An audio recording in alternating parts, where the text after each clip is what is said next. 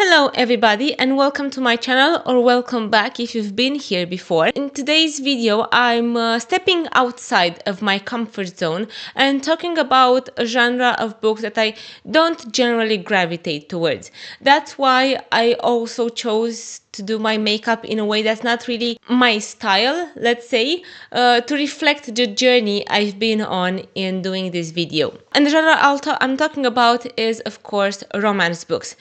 But before we start, let me give you some introduction and some context. I cannot truly start talking about today's topic without admitting that I was raised to be a literature elitist. My parents, who I will add don't have any kind of education in the field of literature or philology, but they do, however, have a deep appreciation of literature and of reading as a pastime, which is something they tried to instill in me from a very young age. Now, as a little child, I must say this made me quite reluctant to reading, because the books that they considered classics of children's literature were mainly limited to Jules Verne. That's not to say that's the only children's literature of classic children's literature, of course, but that's what I had. And in Romania there is this collection of all Jules Verne's works that I had as a child, so obviously I felt like that was my piece of the library, and if I wanted to read something I had to pick from one of those books. And I wasn't a fan of Jules Verne at all. Nothing against him, nothing against that genre. It just wasn't something that interested me. So because of that, as a kid, reading for me was more of a chore. It was something I had to do. My parents had all sorts of conditions, like if you read for an hour, then you can go outside for an hour and things like that, to try to make me read. So I had to be coerced into it. But that all changed when I got into high school and I started being able to read adult books, so to say, and that is how I was hooked by reading. I mostly enjoyed the books we had to read for school. I know I'm a nerd, I'm not ashamed to admit it, and I truly fell in love with literature, and I found my niche and my preferences in writers like Dostoevsky, Oscar Wilde, Franz Kafka, just to name a few. So basically, if it was a big classic name in literature, I was quite sure that it was going to be something I enjoyed, especially literature around the 19th and the beginning of the 20th century. That was, and still is, to be honest, that still is my favorite time in literature. It's safe to say that this upbringing set me up to have a pretty judgmental view of people who say that books like Twilight were their favorites, or hearing that John Green, which I personally like, is one of the best writers of our time. I'm not going to pretend that the judgmental side of me is completely gone. If you tell me that your favorite author today is Colleen Hoover, my instinctive reaction will be to judge you, inside my head, mind you. That being said, I'll never treat anyone poorly for their preferences, because I'm an adult now and I understand that reading has different purposes for different people. While there's nothing I love more than sitting down with a complicated and complex classic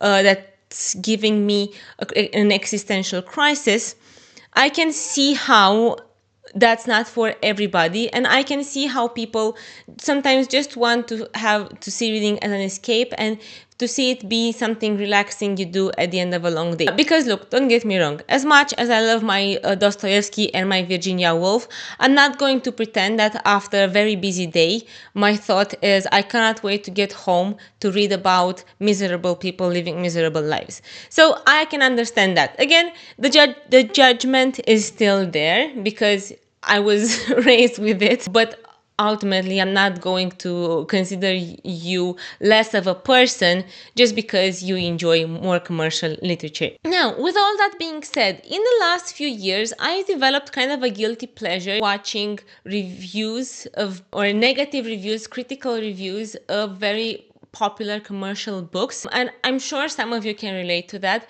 I don't know, there is something so satisfying seeing someone who is obviously well read and well educated analyzing and picking at the flaws of these very, very popular novels.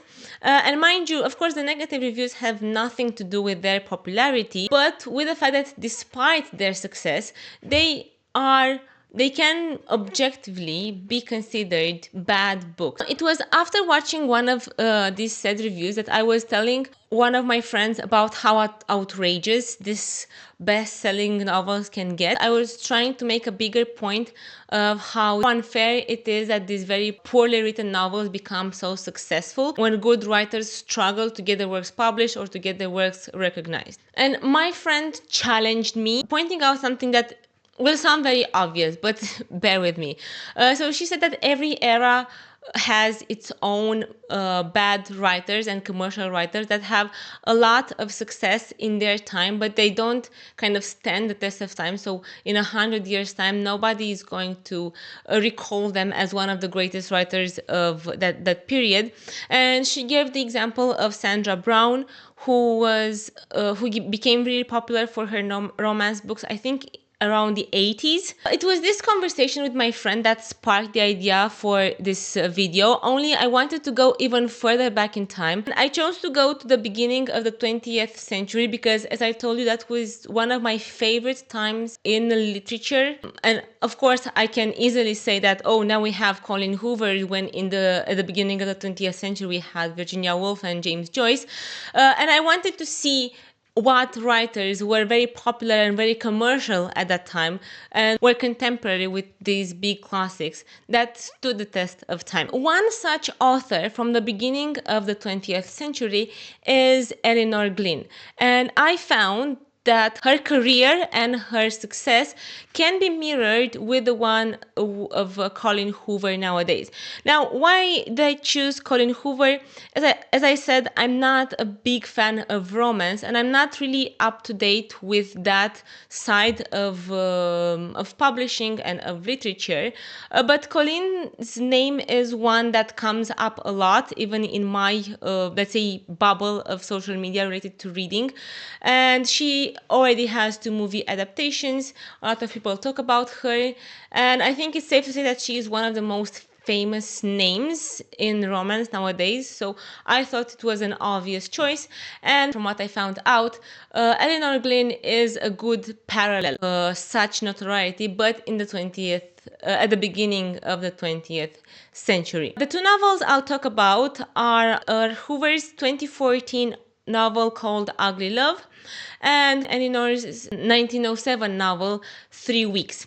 These 2 are quite similar in that they both depict a relationship where one of the person's past is an impediment to the future development of that relationship. But I will get more into comparing these 2 books later down the line, because first of all, I'd like us to take a quick look at the biography of these 2 writers to see how well they mirror each other.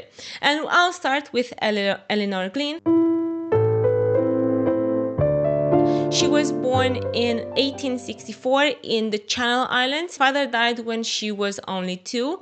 After her father's death, her mother moved to Canada, but in 1871 she remarried and returned to the island, where Elinor was raised and educated by governesses.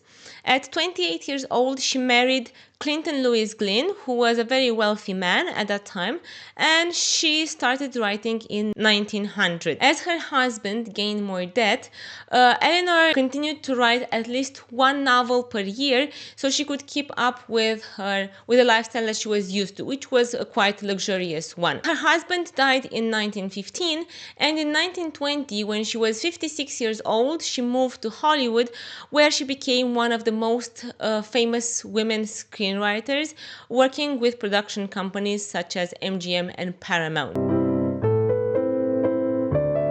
Colleen was born in Texas in 1979.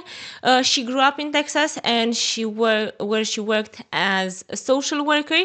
In 2011, she started writing her first novel called Slammed, which was meant as a Christmas gift to her mother. In 2012, she self-published this novel, which gained popularity together with its 2 sequels.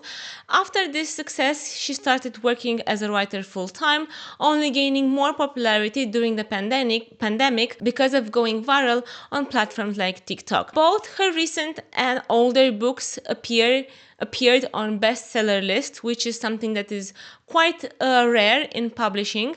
And in 2022, one of her most famous novels, It Ends With Us, got a movie adaptation starring Blake Lively and Justin Baldoni.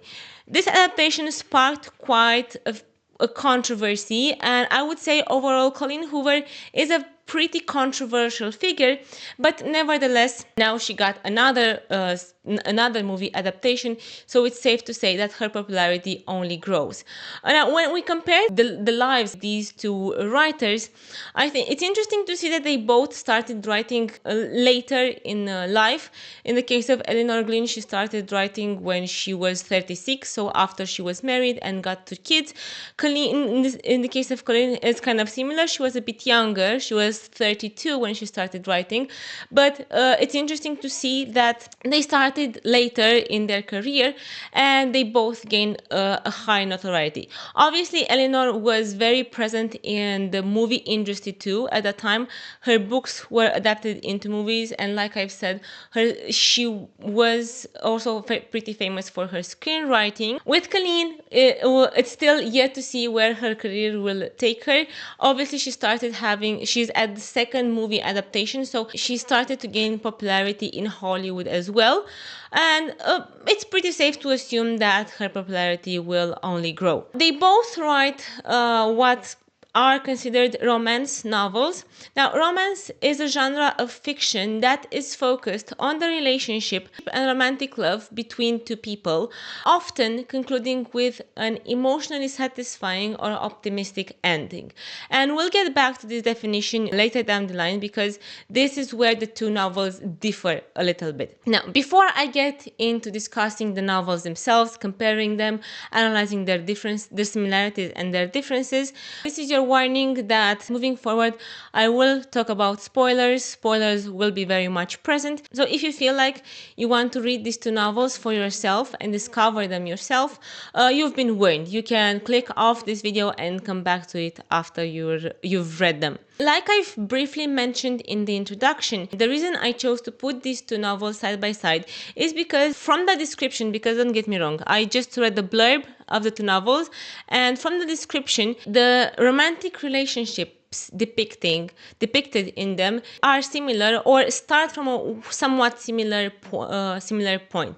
In both novels, we have one of the protagonists that has to get over a previous romantic relationship in order to enter the new one, and in both novels, the relationship unfolding is conditioned by some factors, external or internal. We'll talk about that. But these factors make it seem like the love between the two protagonists is bound to end sooner rather than later. There is also this aspect of a mysterious past of one of the protagonists that the other partner doesn't have access to and can only speculate about. It is also a past that presents a challenge to the full development of the relationship because it holds the person back from fully committing to the newfound love. Moving on, I will give you a short synopsis of the two novels before we get into the proper analysis. I'll start with Ugly Love for no particular reason other than this was the first book I've read for this video. Ugly Love happens on two different timelines, told from the perspective of our two different protagonists.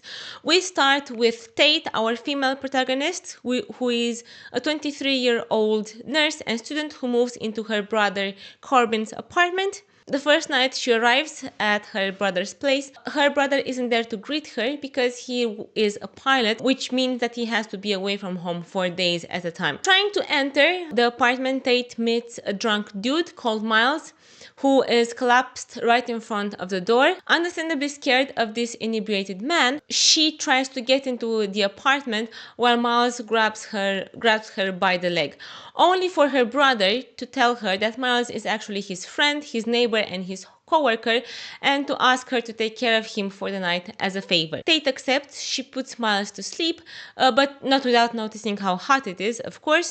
And while there is an instant attraction between Tate and Miles, Miles makes it clear from the very beginning that for reasons that are not explained and that he is unwilling to disclose, he is incapable of having a serious relationship with Tate. But he does offer to have a friends with benefits dynamic with the explicit rules: don't ask about my past and don't expect a future. While Tate does wish for a serious relationship with Miles, she accepts anything that Miles gives her, hoping that she will eventually change his mind. Now, Miles' perspective is set back 6 years ago, and he tells a story of what happened to him and how did he come to be so reluctant to allow himself to feel love. In his last year of high school, Miles gets a new classmate called Rachel, who recently moved to the city. Upon seeing Rachel for the first time, Miles falls deeply in love with her before they even exchange a hello. Luckily, Rachel reciprocates these instantaneous feelings of love, and they start a romantic relationship.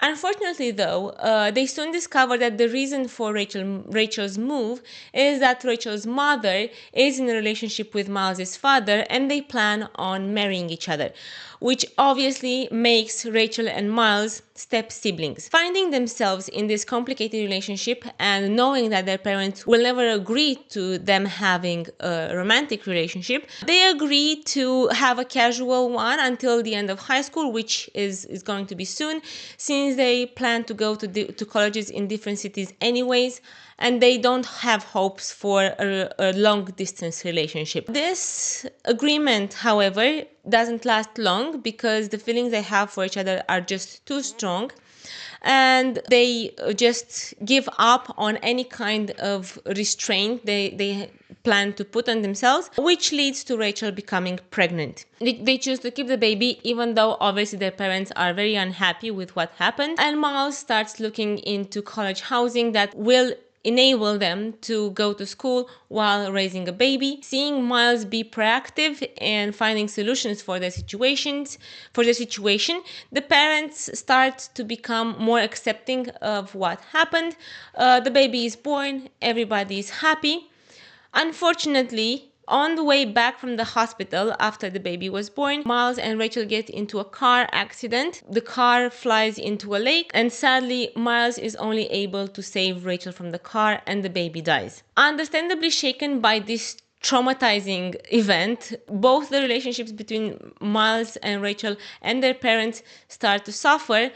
And finally, Rachel and her mother decide to move away from the city. Back in the present, although Tate declares to agree with Miles' conditions, her feelings for him grow stronger and stronger as they spend more and more time together. So does her hope of discovering Miles' past in a try to convince him to accept a more serious relationship. Miles, however, doesn't give any signs of wanting to give up their initial arrangement, which seems to work pretty well for him. Eventually, Tate moves out of her brother's apartment to her own place without even saying goodbye to Miles, thinking that this is going to be the end of their relationship. Miles, however, realizes that he needs to get some closure. He goes to visit Rachel to see how she dealt with what happened to them. Because of this, we also get one chapter from Rachel's perspective, and we see how she's really happy. She has a new husband, she has a new kid. Of course, she's sad about what happened, but she managed to move on and find new love that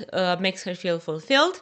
Seeing Rachel happy, Miles feels like he can allow himself to let go of what happened in the past and give course to his feelings for Tate, which were there all along. He was just unable to accept them and to move on. In the epilogue of the book, they get married, they have a kid, and they live happily ever after. And this is Ugly Love.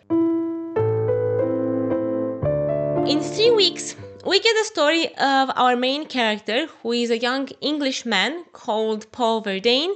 He's sent by his parents on a trip to Europe because he falls in love with a pastor's daughter called Isabella, if I remember it correctly. And obviously his parents, who were noblemen, who were rich, couldn't fathom their son marrying a normie. While in Switzerland, he meets this mysterious woman who is older and who remains unnamed throughout the novel, but we'll call her the lady, and he is instantly fascinated by her and falls in love with her. The woman is revealed to be a princess from an Eastern European country. There are several hints made to Russia or some smaller country, but with a somewhat similar culture, in British eyes at least. But just as the woman, the country remains unnamed. What is mentioned though is that the king of that country is a ruthless and cruel ruler who has no heir to the throne. Just as Paul falls deeply in love with this mysterious lady, of course she reciprocates the feelings, and she starts having an affair with Paul, turning all his world upside down and making him completely forget about the pastor's daughter back at home. The better part of this novel is the couple traveling to beautiful places together and spending time together. At some point, however, the lady suddenly leaves Paul, and Paul, depressed, returns to England, where he grieves the loss of this monumental love that he got to experience. After a few months in England, he learns that the lady had his kid, who is going to become heir to the throne. Some more time passes, and he receives another letter that gives him a meeting point so he can reunite with his lover. Things don't go as planned, however. The cruel king finds out the lady's affair and her plan to meet her lover, and enraged by jealousy, he kills her and he gets killed in the process, leaving the throne to Paul's child. Now, let's get into the... In both novels, we have a display of what today is called insta-love, or what is more classically known as love at first sight. The falling in love happens instantaneously based on looks, as the characters have little to no interaction before they start having deep and powerful feelings for each other. I will say that this is less true of Miles and Tate, because they do have some interactions before they start their situationship, but they remain minimal, and the feelings are still very much based on that first impression they have of each other. And I'll read to you some quotes that illustrate that. He stared violently and brusquely turned and looked up. Almost indistinguishable in the deep shadow, he saw a woman's face. It seemed to emerge from a mist of black gauze, and looking down into his were a pair of eyes. For a moment, Paul's heart felt as if it had stopped beating. So wonderful was their effect upon him. They seemed to draw something out of him, intoxicate him, paralyze him. And as he gazed up motionless, the woman moved noiselessly back on the terrace, and he saw nothing but a night sky studded with stars. This is a passage from 3 weeks from the moment when Paul first meets the mysterious lady. Now I'll read a passage from Ugly Love, where we see Miles meeting Rachel for the first time. The door to the principal's office opens, so I close my phone. I slide it into my pocket and look up. I never want to look down again. Miles is going to show you the way to Mr. Clayton's class, Rachel. Mrs. Borden points Rachel in my direction, and she begins to walk toward me. I instantly become aware of my legs and their inability to stand. My mouth forgets how to speak. My arms forget how to reach out to introduce the person they're attached to. My heart forgets to wait and get to know a girl before it starts to claw its way out of my chest to get to her. Rachel, Rachel, Rachel, Rachel, Rachel. She's like poetry, like prose and love letters and lyrics cascading down the center of a page. Rachel, Rachel, Rachel. I say her name over and over in my head because I'm positive it's the name of the next girl I'll fall in love with. Moving on, the first, let's say, interaction between Miles and Tate. He's leaning against my bedroom door with his arms folded across his chest. He looks defensive, like I'm the one responsible for his bad night. I roll over, still not quite finished with sleeping, even though he thinks I owe him some sort of explanation. I pull the covers over my head. Lock the front door on your way out, I say, hoping he'll take the hint that he is more than welcome to go back to his place now. Where's my phone?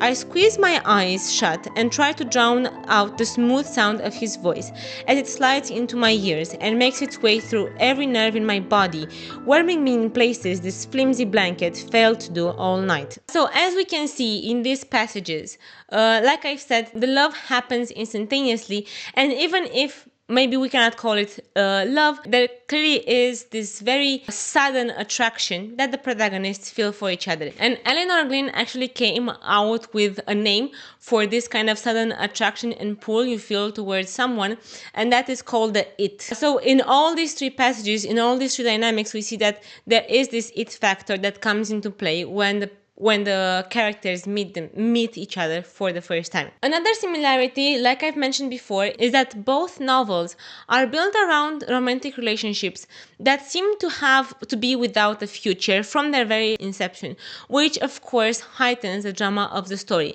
And again, I'll read you some passages. First, this time from Ugly Love. His eyes focus on mine for several seconds. Don't ask about my past, he says firmly, and never expect a future. I absolutely don't like either of those rules. They both make me want to change my mind about this arrangement and turn and run away. But instead, I'm nodding.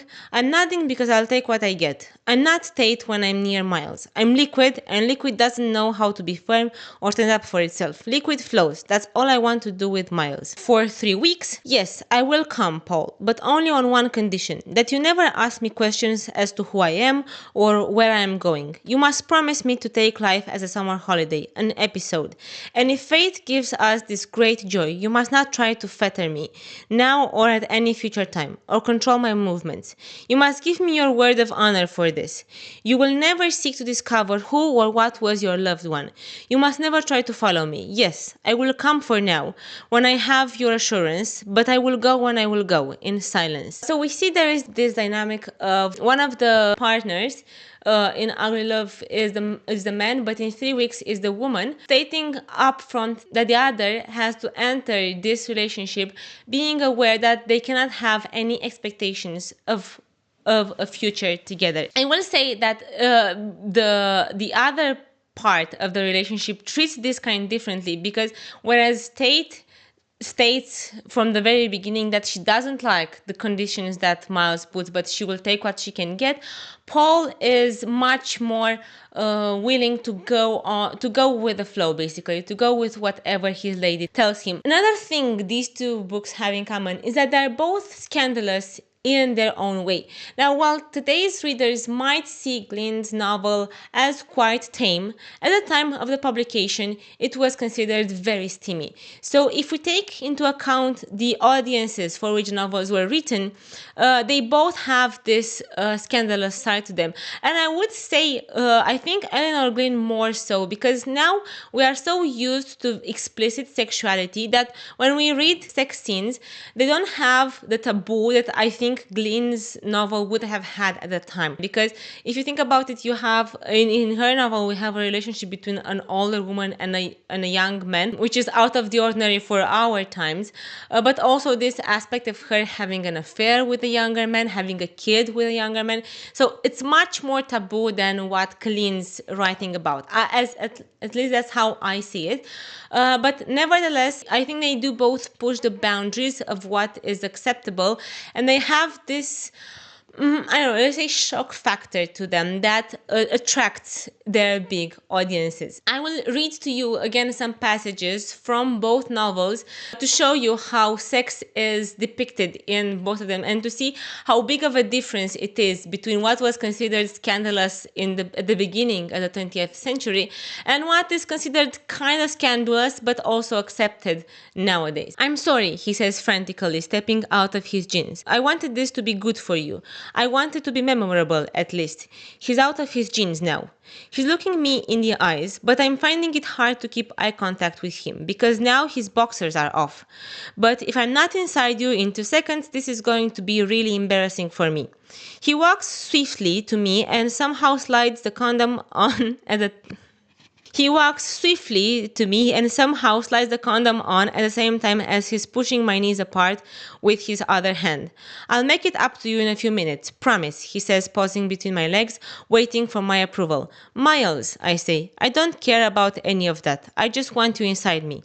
Thank God, he sighs. He takes my leg behind the knee with his right hand, and then his lips meet mine. He thrusts himself inside me so unexpectedly hard and fast, I practically scream into his mouth. He doesn't stop to ask me if it hurts. He doesn't slow down. He pushes harder and deeper until there isn't any way we could possibly get any closer. It does hurt, but in the best possible way. So this is a very explicit, couldn't get more explicit than that sex scene from Colleen. Now let's see how Elinor deals with eroticism in her novel. Beloved, beloved, he cried, let us waste no more precious moments. I want you, my sweet. At the first glow of dawn he awoke, a strange sensation, almost a strangling and suffocation upon him. There, bending over, framed in a mist of blue-black waves, he saw his lady's face, its milky whiteness lit by her strange eyes, green as cats they seemed, and blazing with the fiercest passion of love. While twisted around his throat, he felt a great strain of her splendid hair. The wildest thrill as yet his life has known then came to Paul. He clasped her in his arms with a frenzy of mad, passionate joy. So putting these two passages together, the first thing that jumps out at us is that Colleen's is much more explicit, which is obvious. What Colleen wrote would have never been published at the beginning of the 20th century. Keep in mind, in American films at that time, people were shown couples were shown sleeping in separate beds because no hint to sex was accepted on screen. So society overall was much more prudish and much less accepting of this very explicit sexuality. Glyn had to be subtle about it. But something else that jumps out is that Colleen's sex scenes are much more physical, and this is true throughout her novel. Now, the one I read here, I think it's maybe one of the first times Miles and Tate have sex. And in that situation, it does make sense to only focus on the physicality because, like I said, their relationship isn't a romantic one yet, whereas for Paul and his lady, they are passionately and romantically in love. But that being said, this physicality of sex doesn't change throughout Colleen. It remains the same throughout Colleen's novel. So I think it is a point to make that she focuses much more on the physical aspect of sex, whereas in Glyn's novel, sex is like the climax of a eulogy about love and passion.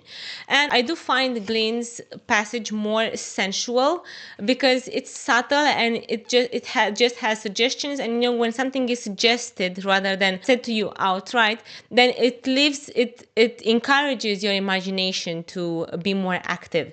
So I think it makes it a bit more enticing rather than Colleen's in your face, he thrusts himself, he pushes harder and harder. This is a very functional way to put it. Now, this leads me into I'll start with saying that the biggest difference, and this refers back to the definition of what romance is. So the biggest difference is that Glyn's novel doesn't have a happy ending. Like I said, in the ending, the lady dies and the couple isn't able to live happily ever after, wherein Colleen Hoover, that is very much the case. However, I think the difference that jumps straight at you when you start reading these two novels, and something that you might have been able to pick up on from me reading these passages, is the writing style. I found Glyn's writing much more elevated and fluid.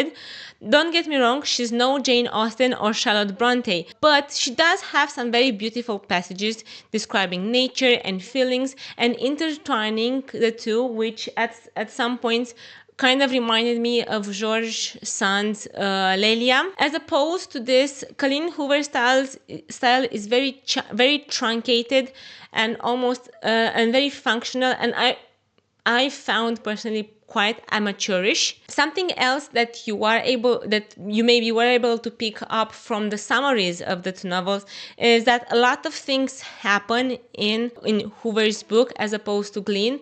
Elinor doesn't have much plot, and for the better part of the book she just focuses on her lovers who walk around and eat and spend time together.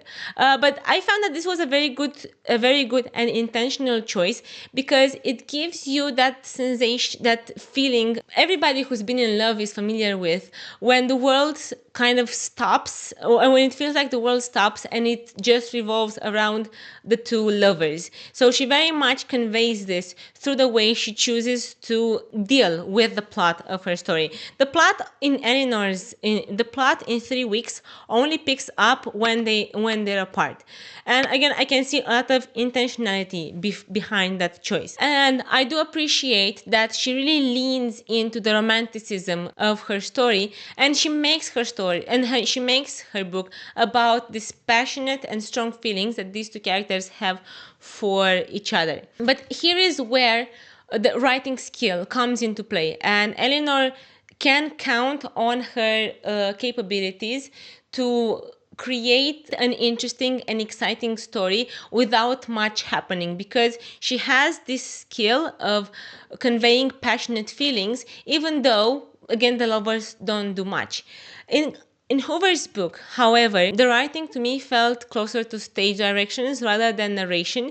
There are little to no passages that manage to effectively convey the feelings the characters have for each other. Instead, she counts on a lot of things happening, and most of all on sex scenes. I felt like whenever a moment of heightened passion or of feelings getting overwhelming, which would require a good command of language to express, she replaces that with a sex scene, as if having sex with someone automatically means that you must love them. And ultimately, Hoover's inability, or I'll be mean and I'll say lack of skill when it comes to writing narration, leads to her books being very shallow, which insta-loves are already prone to. The romantic relationships in the novels are also quite different, although they have their similarities that I've mentioned before. In 3 weeks, Paul is very quick to forget about the pastor's girl, and he plunges headfirst into his relationship with the mysterious lady.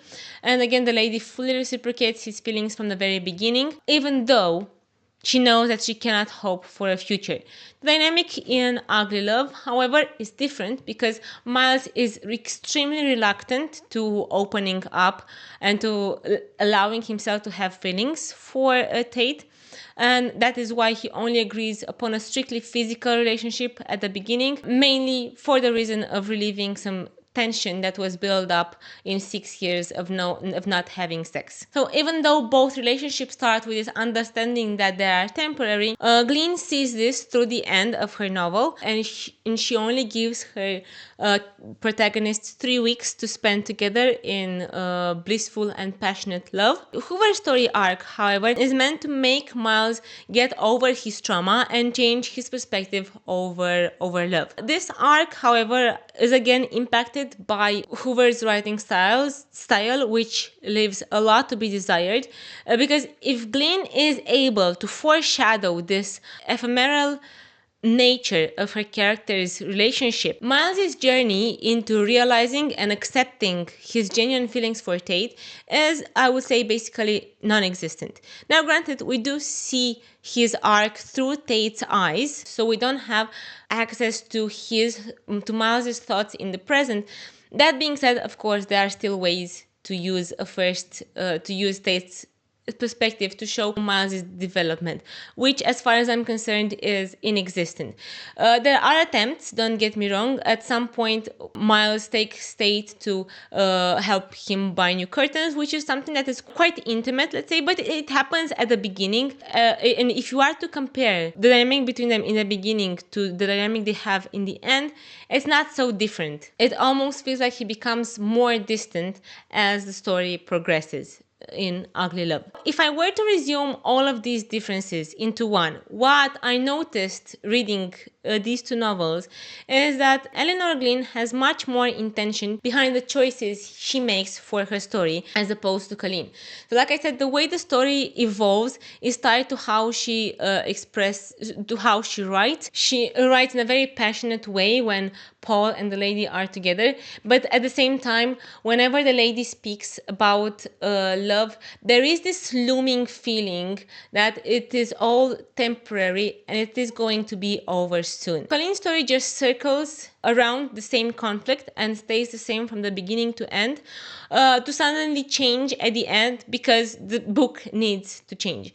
Now, granted, I think Hoover ventured into a more complex conflict because in her novel, what's keeping Miles back is something internal, as opposed to Glyn's novel, where the struggle is this external political conflict. So I think the internal struggle and conflict is much more difficult, is more difficult to portray. Now, that being said, I don't think that's an excuse for how shallow everything is in her book, especially since we do get to see Miles' perspective as well. So there was a lot of space for her to do something to show the growth, to show Miles's growth. But now, to be honest, thinking so deeply about these kinds of things almost feels like a waste when it comes to Ugly Love, because everything is so obviously meant to be easy to read and to move along very quickly that stopping to ponder upon unimportant things like character motivations, character conflicts, or development feels kind of ridiculous. But needless to say, that's how I would encapsulate the main difference between these two novels. I want to talk about the problematic because from my perspective, I'll admit limited, of romance novels, I feel like this genre frequently finds itself under fire for being some kind of problematic. You either have the prudish people who complain about it being so sexually explicit. You frequently see critics of how these books promote unrealistic, if not outright toxic, dynamics that would be considered abusive if replicated in real life. And as far as the problematic aspect is concerned, both books have their own problems stemming from this different aspect. The first glaring contrast, though, is that although Glyn's novel was written more than 100 years ago, 107 years ago, it feels more feminist than Hoover's. The lady, while she is oppressed by her husband and she tries to run away from him, she reclaims her freedom through her relationship, and she enters a relationship with a much younger man. Now, granted, of course, she does need a man to reclaim this freedom, but nevertheless, it's still, again, it would be unusual for our times, so it's impressive for the beginning of the 20th century. She also subverts the general trope of an older, experienced man taking a younger, unexperienced girl under his wing by reversing the roles. So the lady is very much accustomed to what love is, what passion is. She knows how to show Paul the ropes of how to love. So she is much wiser than him, and she is an important figure in his development. And I would like to read to you a passage of something that the lady says that showcases her wisdom and that also shows her in this role of an educator for Paul. "Paul," she said presently, "how small seem the puny conventions of the world. Do they not, beloved? Small as those little boats floating like scattered flower leaves on the great lake down there. They were invented first to fill the place of the zest which fighting and holding one's own by the strength of one's arm originally gave to man. Now he has only laws to combat, instead of a fiercer fellow creature, a dull exchange forsooth. Here are you and I, mated and wedded and perfectly happy, and yet By these foolish laws we are sinning, and you would be more nobly employed yawning with some bony English miss for your wife, and I by the side of a mad drunken husband. All because the law made us swear a vow to keep forever stationary an emotion which we can no more control than the trees which the way than the trees can which way the wind will blow their branches. To love, oh yes, they call it that at the altar, joined together by God, as likely as not two human creatures who hate each other and are standing there swearing those impossibilities for some political purpose and advantage of their family. They desecrated the word love. Love is for us, Paul, who came together because of our beings, cried, "This is my mate." I should say nothing of it, oh no. If it had no pretense, marriage, if it were frankly a contract, yes, I give you my body and my dowry, yes, you give me your name and your state.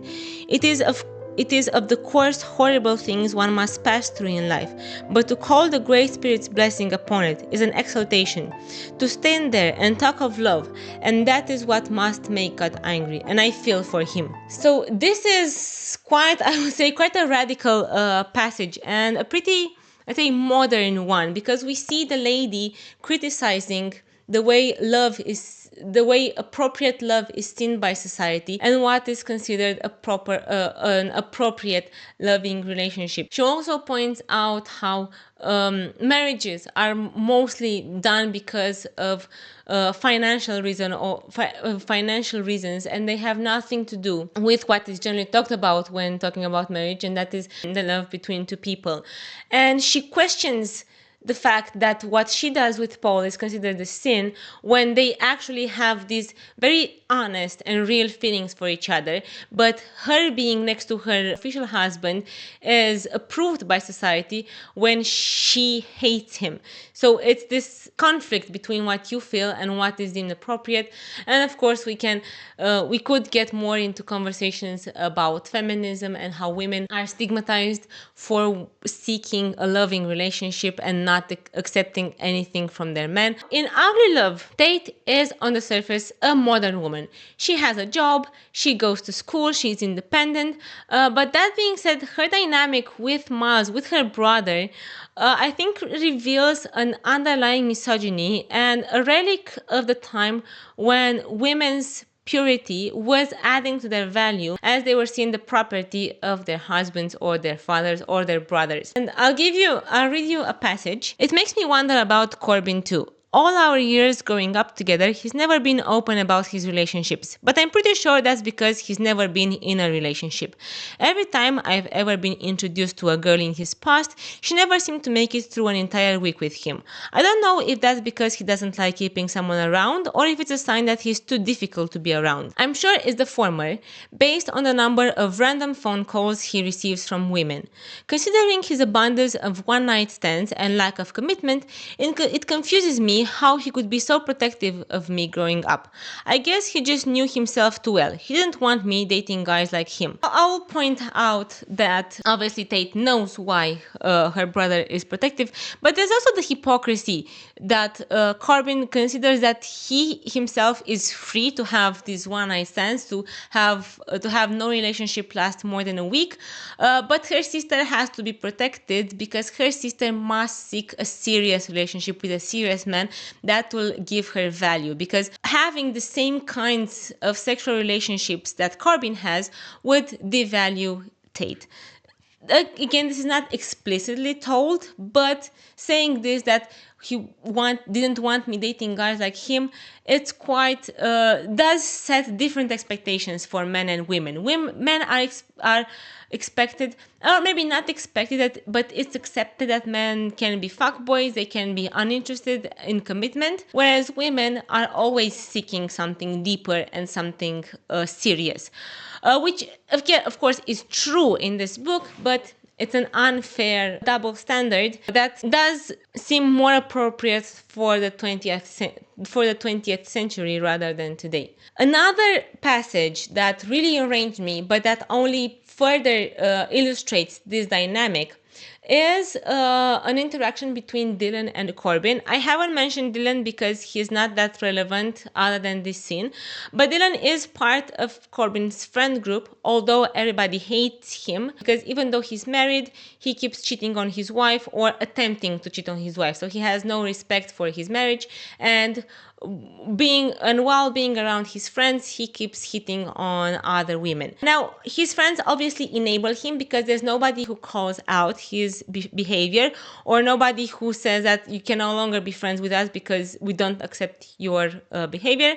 Nevertheless, they do gossip about him behind his back. At one point, he's at a gathering at Corbin's apartment and he tries to hit on Tate, which Tate doesn't appreciate because first, he's married, and secondly, he doesn't like him. But of course, Dylan is the kind of guy that is persistent. Miles sees this interaction, and we have this lovely scene. Miles slams the refrigerator and takes 2 quick steps toward Dylan. Dylan stands up straight, and I immediately scoot 2 feet away from him. Corbin specifically instructed you to keep your hands off his sister. Show him some fucking respect. The reason this enraged me is that Miles isn't upset because Dylan overstepped Tate's boundaries and refused to accept her no. Miles, of course, has to intervene because he is a knight in shining armor. He has to save Tate. But he doesn't point out to Dylan that he has to respect Tate's wishes and he has to respect the fact that Tate isn't interested in him. He points out that he's in Corbin's house and he should respect Corbin's wishes of staying away from his sister, which again shows that Tate doesn't really have agency, and she puts it in this place of kind of being like a prize that needs to be protected and needs to be passed on to a worthy contender, which is going to become Miles. Either way, I found this scene enraging, and from what I've seen of other critiques, I know that Colleen is known for setting back feminism and the feminist movement. Now, of course, that's not to say that Glyn's novel is perfect, and there are some suggestions to toxic relationships in her novel too, and I'll read you a passage. This is again something the lady tells to Paul, teaching him about love. You see, Paul, a man can always keep a woman loving him if he kisses her enough and make her feel that there is no use struggling because he's too strong to resist. A woman will stand almost anything from a passionate lover. He may beat her and pain her soft flesh, he may shut her up and deprive her of all other friends, while the motive is raging love and interest in herself on his part. It only makes her love him the more. The reason why women become unfaithful is because the man grows casual, and having awakened a taste for passionate joys, he no longer gratifies them, so she yawns and turns elsewhere. So again, we see in this passage very much the idea that women are willing to stand abuse as long as the man still loves them, which is problematic in its own, but analyzing these two novels, we have to adjust for the time period. While seeing this in a novel that was published in 1907 can be upsetting, but it's understandable. Seeing the same kind of dynamic promoted in novels written now, and novels which are mainly read by young, impressionable teenagers, that becomes a bit more upsetting. Now, going back to Glyn, something that I didn't expect to find in her book, find these racist ideas. It's something that I feel like I must highlight. In 3 weeks, the mysterious lady comes from an Eastern European country ruled by this ruthless, cruel king whom nobody likes, and everybody basically expects him to die because he has no heir, and they hope for a better ruler after his death. There's also suggestions of him being dark. I don't think she outright says dark skin, but there is this juxtaposition between them being dark and Paul being fair, and the lady also has very dark hair. And the lady finds hope in her son with Paul, who is meant to be a savior. We could say a white savior, a civilized savior. And it's also very interesting that the son she has with Paul has blonde hair. So it's this fair figure that is meant to come to this smaller Eastern European country and civilize it, just like the English did with basically half of the globe. So yeah, that's another problematic aspect, although again, It is something we would find problematic now, not what readers would find problematic then. Because if we are to adjust for historical sensibilities, what I think would be problematic about Elinor Glyn's novel in the beginning of the 20th century is the extramarital relationship between an older woman who is married and a young, respectable Englishman. To conclude, I think it goes without saying that a 100-year difference is going to bring about big differences in how we perceive romance, changes in audiences' preferences, and different perspectives over what we find passionate and what excites audiences. And I think it's very interesting to see, putting these two novels side by side, how tame 3 Weeks is compared to romances today, but at the same time fascinating to think of how it scandalized people at the time where it was published. I also think it's interesting to see the difference in language and writing. Obviously, to us, Glyn's writing is more old school, whereas it's clear that Colleen Hoover writes knowing that her audience has a very short attention span, so that's why her writing is very quick, and you always have these little actions that happen. And it's something that, to be honest, I personally found very boring, because she gives us unnecessary details of what the characters do. Like she got into bed, she put her blanket on herself, she heard someone calling at the door, she pulled the blanket away and got out of bed, she put on her slippers and got to the door, looked into the peephole and answered the door. So this is kind of how Colleen writes her all of her books and all of her scenes, which again I find quite boring. But to her credit, it's very easy to read. And what I've noticed about her book, it's very easy to pick up and, I don't know, read for 5 minutes, leave it away, go back to it.